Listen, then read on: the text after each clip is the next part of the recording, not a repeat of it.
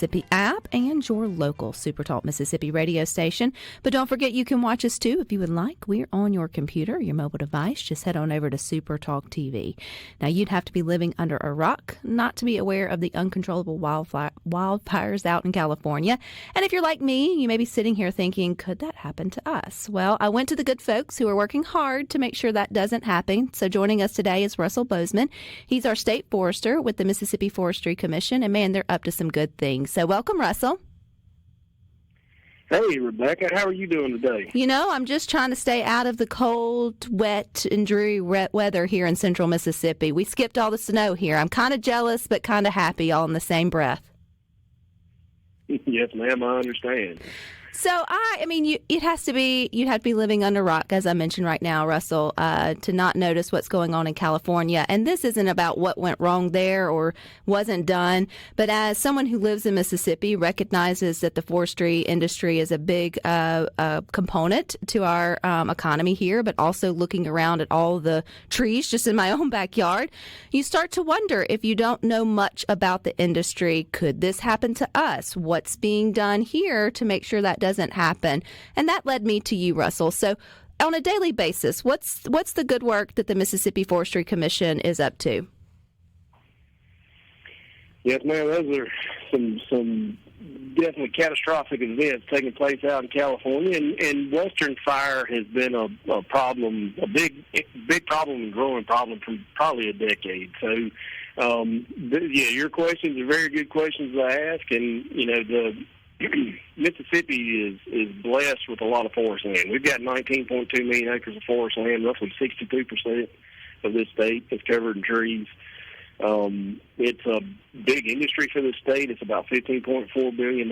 And since its inception, my agency, since 1926, has been in charge of trying to protect those forests from wildfires and help landowners that we have in the state manage those fires. So, one of the biggest difference, there's several differences between what you see out west and what happens here in the south, and especially in Mississippi.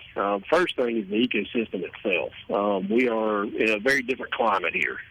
So we're blessed to have plenty of moisture most of the time. It's not always the case.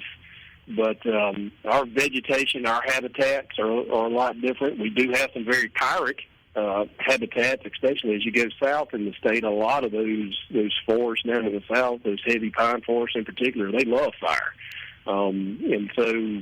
But they're adaptable to fire. They've had fire in them since their beginning, and so they're used to fire and know how to respond to fire. And so we have much different ecosystems in the state than out west, different topography. It's not as arid. That definitely helps. But at the end of the day, Mississippi still deals with a fair amount of wildfires. Last fiscal year 2024, we had over 51,000 acres of wildfire in Mississippi.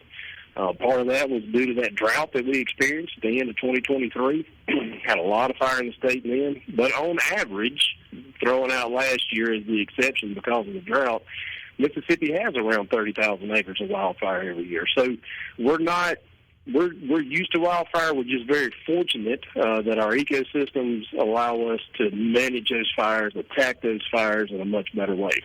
I will say, too, that one of the biggest reasons that we don't see the intensity of fire that they see out west is twofold. One, we have different ownership here in Mississippi. The vast majority of our forest is owned by non-industrial private forest landowners. So, private folks own the forest land here in this state by almost 80%. So of that 19.2 million acres, the vast majority of it is privately owned.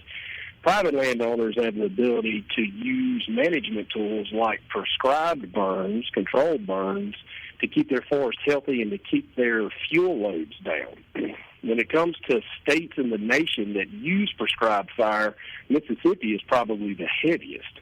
If not, we're definitely in the top 5 of states that actually put fire on the ground on purpose through controlled burns and prescribed burns to reap a whole host of benefits. One of those benefits is the reduction of fuels that prevent catastrophic wildfires. When you say fuels, Russell, are you talking about like leaves, debris, that kind of stuff that's just lying around on the ground? Is that considered fuel for a potential fire?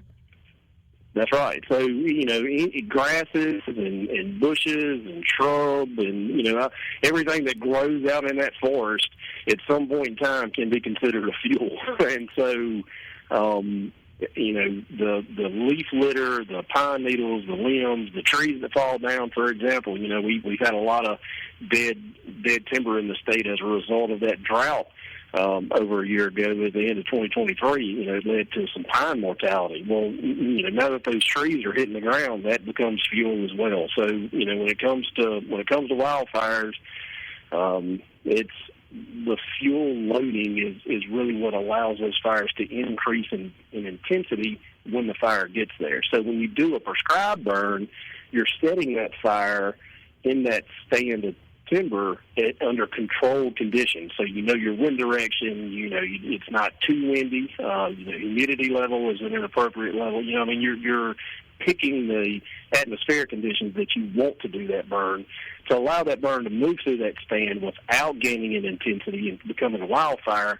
But as it does so, it burns up all of that fuel that's there, and which also is a massive benefit for a whole host of other ecological services, particularly for wildlife. Wildlife love prescribed fire for the most part.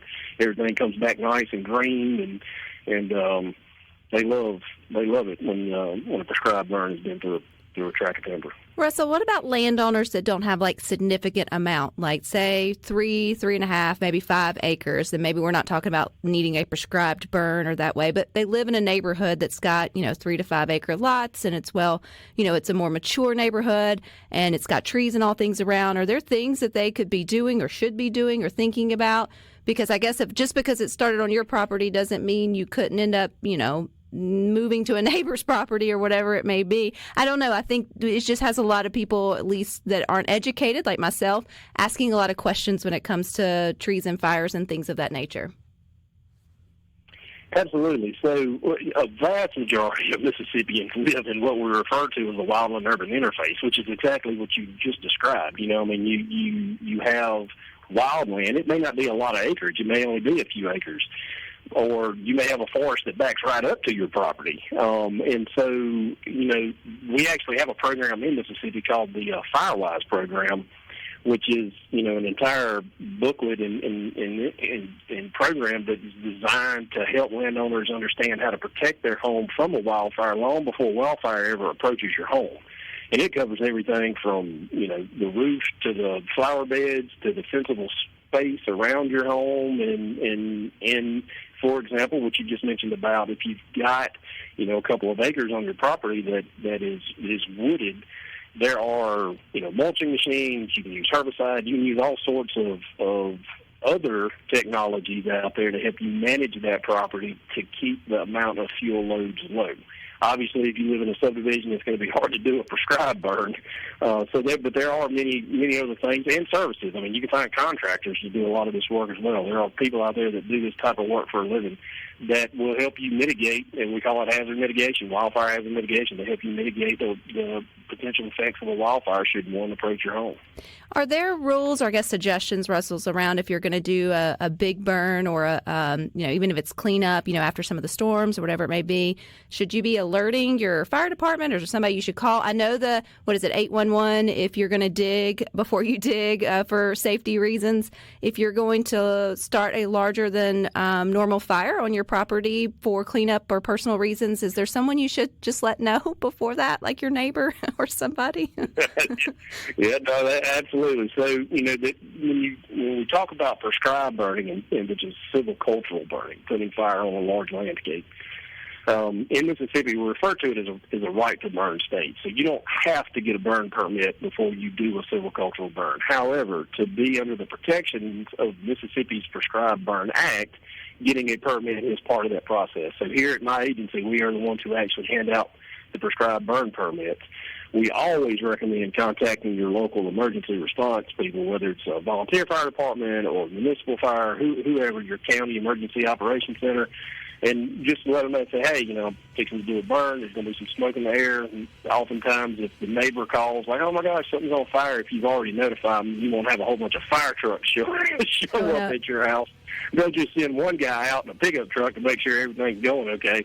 we do recommend if you're going to, especially when it comes to debris cleanup, that can get dangerous. Russell, can you stick with us? Can yes, you? ma'am. Okay, all right. We got more with Russell Bozeman with the Mississippi Forestry Commission coming up next. Just head on over to SuperTalk TV. We're continuing our conversation with Russell Bozeman. He's the State Forester of Mississippi Forestry Commission. They're up to some really good things to make sure that our land here is safe and sound from any kind of fire, but also providing us education to make sure that we are responsible with the land that we have and how we burn or take care of it. So you were saying, Russell, about that you have to get a permit if you want to do like a prescribed burn, a big one. But I was asking about maybe smaller burns, but still big ones, especially with, for us, for instance, Russell, we had several trees taken down last year thanks to them dang beetle bugs or whatever they were, and had a pretty big fire that we had to do because we did our own cleanup. And I knew there were steps that were taken to make sure everyone knew, but then my husband took care of that. But just making sure folks know. But you were talking about hauling off debris. That can be dangerous. Why does that make it more dangerous than the starting of the fire? So pile burns, like if you're piling up debris to burn them, oftentimes you end up with a mix of different types, different sizes of fuel. So you may have some big pieces of log and smaller branches and et cetera, et cetera. And so what happens a lot of times during piles is you have a concentrated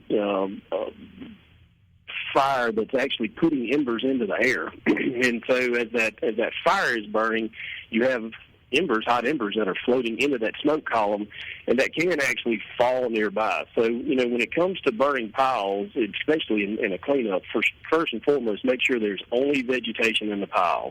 In fact, I think it may even be against the law if it's got other materials in it, like plastics and things of that nature that oftentimes are associated with after storm cleanup. But make sure it's only vegetation. Don't let the piles get too large. If you have a lot of debris that you have to burn, maybe break it up and make smaller piles or burn just a little at a time in a pile.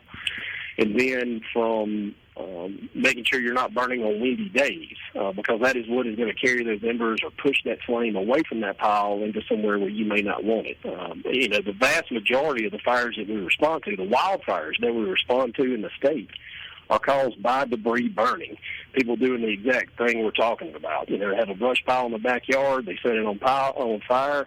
It either carries an ember over into, the grass or dry leaves somewhere, and that ember is going to sit there and smolder over time, and then eventually if it takes off, wind hits it, the fire's out, you've gone inside. Next thing you know, there's a wildfire behind your house. Debris burning is still the number one cause of wildfires in Mississippi, and like I mentioned, last year we had over 51,000 acres of wildfire in the state. And so burning piles can be extremely dangerous. There are other options for that. You can mulch it or chip that debris. Makes it much easier to handle. If you're part of an HOA or within the city limits, they oftentimes will have services, especially after storms, to help, you drag it to the road and help haul it off that way. While it can be a good thing, and look, that's, everybody loves a bonfire or a campfire, and I'm one of them, but they can be extremely dangerous. And you need to make sure that the weather conditions are right, that it's not too windy, it's not too dry, and that your piles don't get very large. I remember when we had the bad drought, hence why we had to get rid of so many trees, and there was like this long extended burn ban. How important is it to heed the warnings of burn bans and take them seriously? It is extremely important. Burn bans don't come on easily. So if there is a need for a burn ban, the conditions have definitely been right to need one. For example, it's, the drought and the drought indices have started increasing. In other words, the vegetation gets extremely dry. It's hard to get in front of a fire that's moving rapidly with wind pushing it in dry vegetation. It's a very dangerous situation. And typically also by the time we're putting on county burn bans, working with our county boards of supervisors, we are actually responding to a lot of wildfires. So it's not just the potential for the fire, but the fact that there's already fire taking place. So the emergency services in those counties are having to respond to a lot of fires. So you don't want to be in a situation where you've created a fire, you have a fire that's threatening your property, but the emergency services are already attacking other fires at the time. So that's typically when you'll see a burn ban. You've seen an increase in fire occurrence, and it is extremely dry dangerous conditions for fire. I had no idea, Russell, that a little ember could travel up to like 2 miles and still be hot. I'm like, that's just wild to me in terms of how far. So you think you're doing well, but you could still potentially put someone 2 miles away from your home, in danger by not following the safety protocols, which I think is so important. Now, the Mississippi Forestry Commission, you guys have a educational workshops and outreach thing on your website. What kind of workshops are you guys doing? Are those like in person? Is it all online learning? How does that kind of work throughout the year for you all? So a lot of it is in person, working with other partners we have out there, like county forestry associations or schools, libraries. I mean, we travel a lot. We've got information outreach officers throughout the state, and that's what they do all day, every day, is get the message out, and not just about wildfires and forest protection, but also about all the other services that we offer the public. So whether it's people trying to manage their property or looking for programs to help them plant trees and that sort of thing. So you can reach out to or go to our website or reach out to the local information officer and find out all of the different activities that are happening in your area. Russell, how did you find your way into forestry? It seems like a really cool job, and what a neat title to be state forester. I mean, that's kind of fun. It's definitely been a wonderful opportunity for me to be all state forester. One of the things I like about the Forestry Commission is we are a service agency. That's putting out wildfires and helping landowners manage the abundant natural resources we have in the state has been an absolute blessing for me. The way I got into it, I guess I have a rural background. I grew up in rural Lyons County. We had some cows and agricultural background, and at the time when I was looking at college, a lot of the small farms were not running cows anymore, or not planting row crop, and they were planting trees. And so I was like, well, I guess I'll get into forestry. It seems to be a growing industry at the time, and haven't regretted it a single minute. But that's how I ended up in forestry and went to Mississippi State and got my degree in forestry, and I'm a registered forester here in Mississippi. Well, I think it's cool, and it's also neat to know that there's all these different professions and ways to sort of get involved with ag, and it doesn't always have to be livestock or whatever you may be. There's so many different areas that one can sort of go to, and, we just look at trees differently when we understand the importance that they have and what they mean to our state and the economy, and, how we should respect them, too, in our backyards. Even if it's a small one, they still have purpose, and they should be taken care of. So, and I want to do my part like, what's the bear say? You can prevent forest fires. What's his name? Smokey the bear. Smokey Bear. That's right. Smokey Lord Bear. knows we don't need any of that here in Mississippi. Big, small, or nonetheless, when the word uncontrolled is in front of a fire, Miss Rebecca gets a little nervous there, Russell. So I appreciate your time and the information you guys have available for folks. Yes, ma'am. We ask everybody to be safe out there.